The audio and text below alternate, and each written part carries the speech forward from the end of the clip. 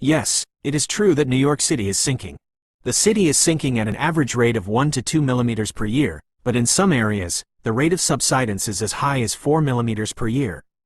This sinking is caused by a combination of factors, including post-glacial rebound. The land in New York City is still rebounding from the weight of the glaciers that once covered it.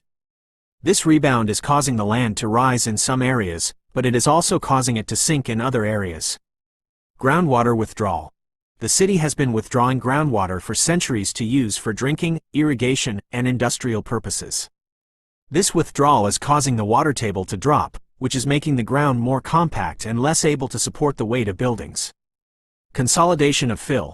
Much of New York City is built on fill, which is loose material that has been compacted over time.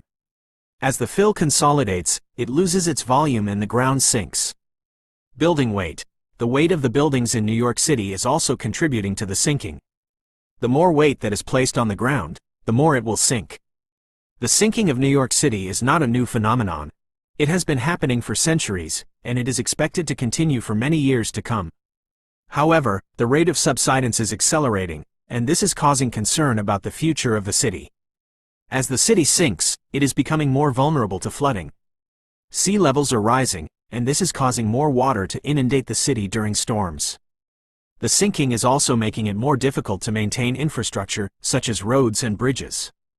There is no way to stop the sinking of New York City, but there are things that can be done to mitigate the effects. The city is working to reduce groundwater withdrawal, and it is also developing new technologies to strengthen buildings and infrastructure against flooding.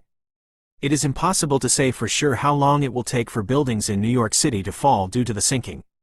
However, it is clear that the city is facing a serious challenge, and it is important to take steps to protect it from the worst effects of climate change.